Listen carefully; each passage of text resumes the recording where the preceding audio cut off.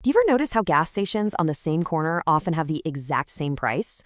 Or how, during an election, the two opposing candidates start to sound, well, kind of the same? Today, we're going to dig into this paradox of sameness. It's a puzzle that secretly shapes our world in some really surprising ways. I mean, think about it for a second. We live in a world that's all about competition, right? Everyone's trying to get an edge, to stand out from the crowd. So why then does everything so often seem to converge into this big blob of sameness? You'd expect variety, but what we get is imitation. What is going on here? And you really do see it everywhere. Those gas stations with identical prices, right down to the fraction of a cent. Or political candidates who both claim to be for the people and slowly inch their policies closer and closer to the middle. It feels a little weird, doesn't it? Shouldn't someone try to be different? Well, as it turns out, there's a powerful hidden logic that's actually pushing them together. To crack this puzzle, we have to stop looking at the world as just a marketplace or a political race and start seeing it for what it is, a strategic game. And the key to understanding how these games play out is a brilliant idea called the Nash equilibrium. Okay, so a Nash equilibrium is basically a strategic standoff.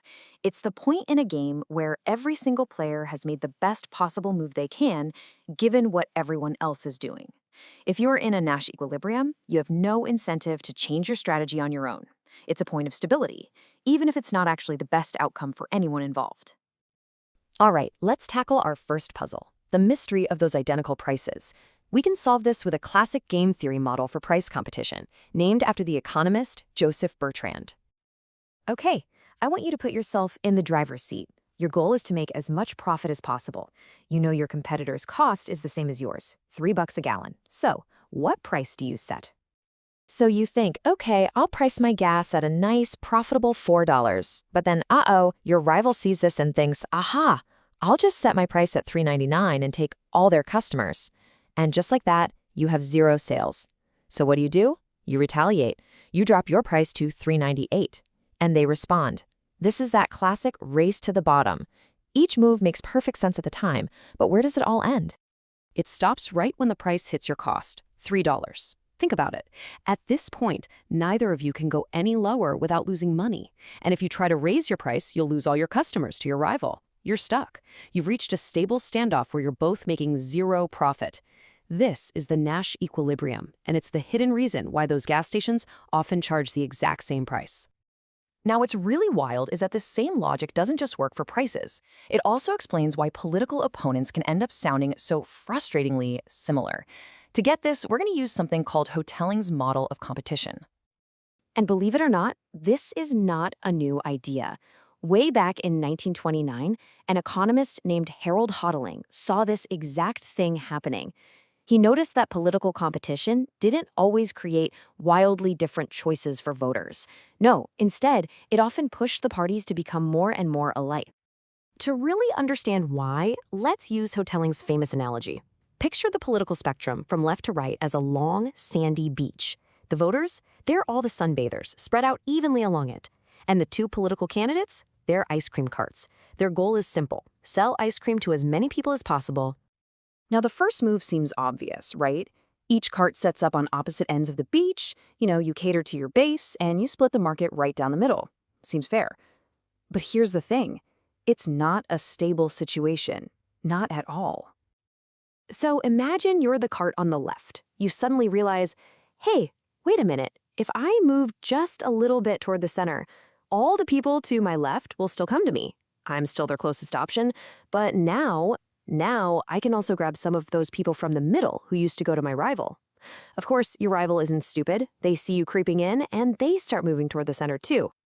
And this strategic shuffle keeps happening until both carts are parked right next to each other, smack dab in the center of the beach. This is the position of the median voter. At this point, neither cart can do any better by moving. If you move left, you lose more customers on the right than you gain. This is the Nash equilibrium. And it's why candidates are so powerfully drawn to the political center, often leaving voters on the far ends feeling totally ignored. Okay, for our final example, let's look at a situation where the best strategy seems really complicated, but is actually shockingly simple: an auction. And not just any auction, but a special type that is brilliantly designed. This is called a second-priced sealed bid auction. Here's how it works. Everyone writes down their bid in secret. The person with the highest bid wins. Simple enough, and this is the big twist, they don't pay what they bid, they only pay the amount of the second highest bid. This is also known as a victory auction, and it's used all the time in places like online ad auctions. So let's play the game. You're at an auction for a painting you absolutely love. You've looked deep into your soul and decided it's worth exactly $500 to you, not a penny more. So what do you bid? Do you try to lowball it? Do you bid way over to scare everyone off? What is the smartest possible play here? Well, let's walk through the options. Say you try to be clever and bid low at $300. If the next highest bid is $400, you just lose, and you miss out on a profit you could have had. Okay, what if you bid super high, like $700? Well, you might win, but you risk total disaster. If that second highest bid is $600, you're forced to pay it, and you lose $100 on something you only valued at $500. But now, look at what happens when you just bid your true value, $500. If you bid your true value, you get the best possible outcome in every single scenario. If the second bid is $400, great. You win, you pay $400, and you walk away with a profit. If the second bid is $600, you lose, pay nothing, and you cleverly avoid overpaying. Bidding what the item is actually worth to you is the dominant strategy. No other move can give you a better result. It's wild, right? In this game, total honesty is literally the best policy. So, from gas prices to political campaigns to high-stakes auctions, we've seen this powerful unifying logic at work. These aren't just random quirks of how people behave. They are the predictable, stable outcomes of a strategic game that's being played all around us. That one core idea, the Nash equilibrium, helps us make sense of all these different puzzles. In business, it explains that relentless pressure that drives prices together. In politics, it shows us that powerful magnetic pull toward the center. And in auctions, it reveals a clever design where the smartest thing you can do is just be truthful. And this is probably the most important thing to take away from all of this. A Nash equilibrium isn't some crystal ball that predicts exactly what any one person will do. It's more like a map of gravity. It shows us the points of stability in a system.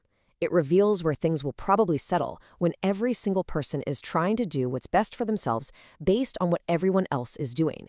It's like the invisible architecture of our strategic world.